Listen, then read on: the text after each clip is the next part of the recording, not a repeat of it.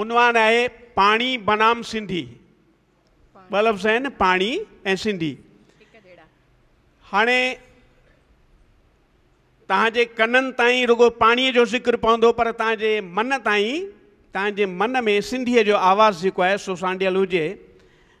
तॾहिं तव्हांखे कविता जो पूरो मज़ो ईंदो। पाणी बनाम सिंधी कि पाणी केॾो पटड़ो आहे, पाणी केॾो पटड़ो आहे, खेसि न पंहिंजो रंग न रूप न को आकार, जंहिं बासण में पवे वठे आकार उहो ई,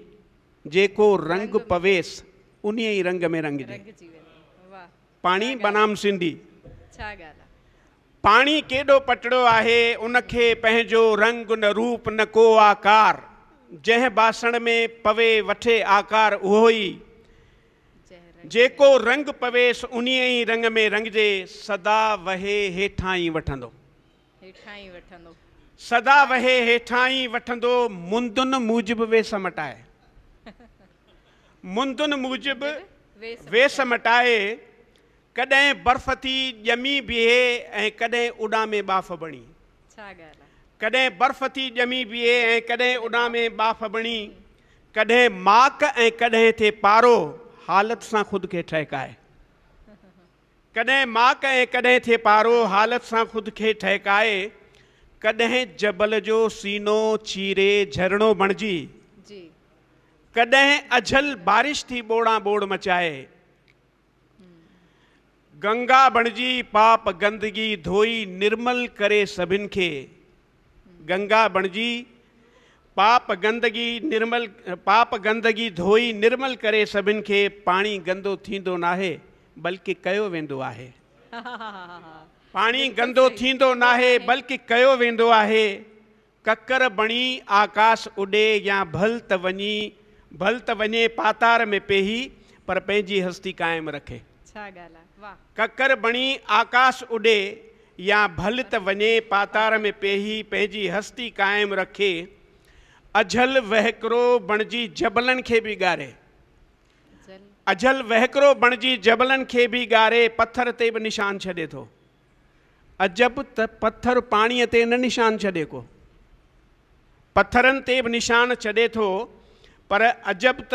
पत्थर पाणीअ ते न निशान छॾे को, पाणीअ खे केॾो बि रोकियो कीअं बि किथां बि पंहिंजो रस्तो ॻोल्हे वठंदो, पाणीअ खे केॾो बि रोकियो कीअं बि किथां बि पंहिंजो रस्तो ॻोल्हे वठंदो, नहर नदी थी वहंदो रहंदो बिना रुकण जे बिना थकण जे, पाणी रूप वठे नदियुनि जो, जिन जे कप ते अलॻि अलॻि तहज़ीबूं उसरनि उभरनि पलजनि, पाणी रूप वठे नदियुनि जो, जिन जे कप ते अलॻि अलॻि तहज़ीबूं उसरनि उभरनि पलजनि, पाणी रूप वठी समुंडनि जो दुनिया जे देशनि खे जोड़े, पाणी रूप वठी समुंडनि जो दुनिया जे देशनि खे जोड़े, पाणी सिंधु जंहिंजे कपरनि ते वेदनि जी वाणी गूंजी, पाणी शून्य में करे सावकूं रुञ में रौनक रंग रचाए, पाणीअ मां पैदा थिए बिजलीअ बाफ़ जी ताक़त, अंदरि ॿाहिरि हर हंधि हाज़ुर, दुख में रूप वठे लुड़कनि जो, कॾहिं ख़ुशीअ में वहे अखियुनि मां, पाणी जीवन जो आधार, जीवन जंतुनि वणनि टिणनि जी प्यास बुझाए, सृष्टिअ जी रचना जो अंग, बेक़ीमत भासे पर आहे बेशकीमती,